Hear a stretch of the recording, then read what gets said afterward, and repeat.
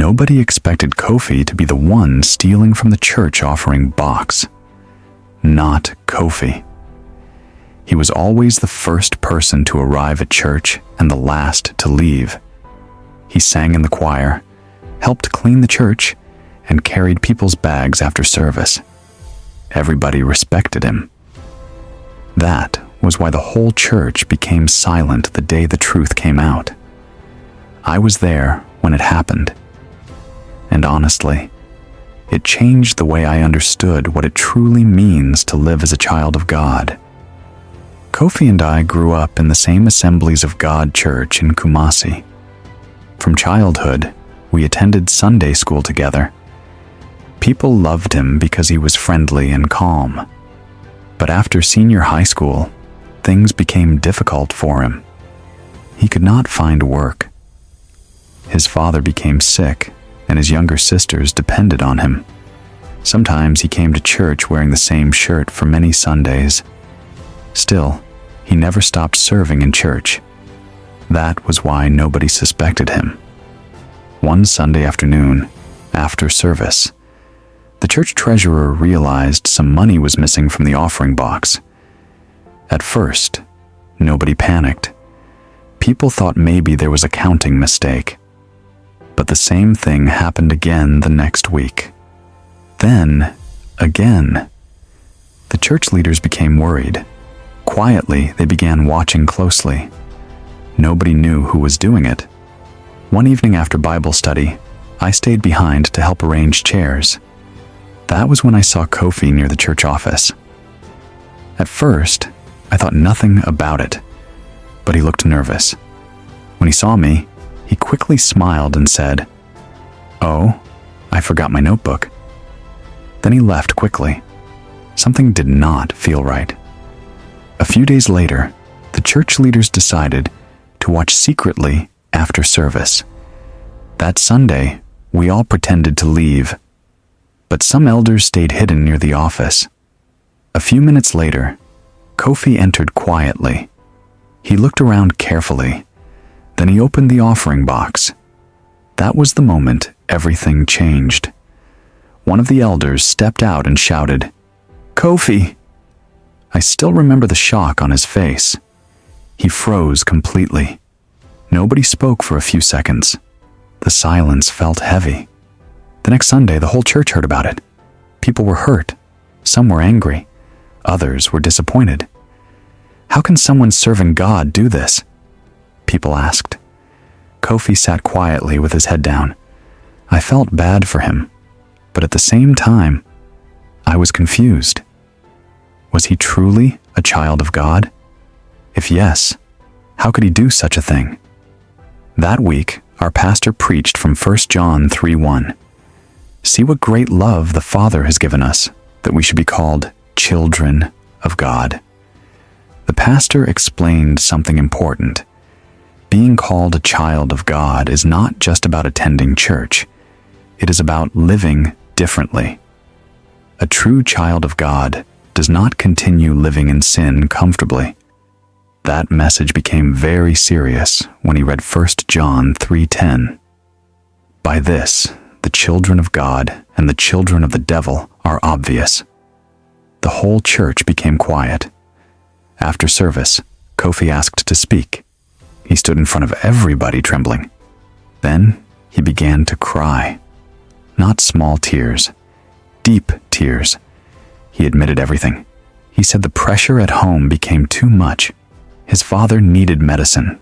There was no food sometimes. He became desperate. At first, I only wanted to borrow it, he said. But after taking it once, I became afraid and continued. Some people were still angry. But then, Kofi said something I will never forget. I was serving in church, but my heart was becoming dark. That statement hit me hard, because many people can look holy outside while struggling badly inside. Kofi said every time he stole, he felt guilty. He could not sleep well anymore. Whenever the choir sang worship songs, he felt ashamed. He said he kept hearing 1 John 3:18 in his mind. Let us not love with words or speech, but with actions and in truth. He realized he was pretending before people while hiding sin inside. The pastor spoke gently to him. He said, "A child of God may fall, but a true child of God does not stay comfortable in sin." That was important, because 1 John 3:9 teaches that God's children should not continue living in sin as a normal lifestyle. The Holy Spirit convicts them. That conviction was already working in Kofi's heart. Then something happened that surprised everybody. Kofi returned every seed-eye he took. Not immediately, because he did not have enough money, but little by little, he worked and paid everything back. He stopped choir for some time and focused on rebuilding his relationship with God honestly. Slowly, people began seeing change in him. Not fake change, real change. One day, I asked him, "What changed you?" He answered quietly, "I finally understood that being a child of God is not about acting spiritual in front of people. It is about allowing God to change your heart." That answer stayed with me. As months passed, Kofi became different. He became more humble, more honest, more careful. He even started helping young boys in church who were struggling financially so they would not make the same mistake he made. That showed real love. And that is exactly what 1 John 3:16 teaches. Jesus Christ laid down his life for us, and we ought to lay down our lives for our brothers and sisters.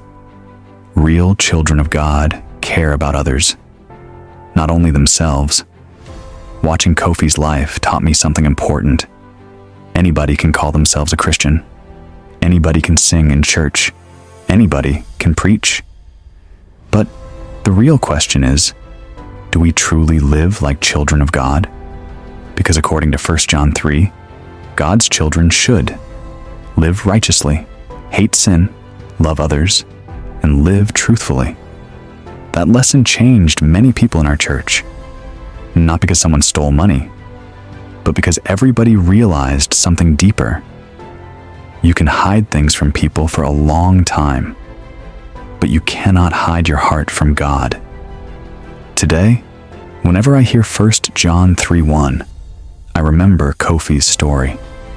See what great love the Father has given us, that we should be called children of God. Being called God's child is a great privilege, but it also comes with responsibility. We must live differently. Not perfectly, but truthfully. And that day, our church learned that living as a child of God is not about looking righteous outside.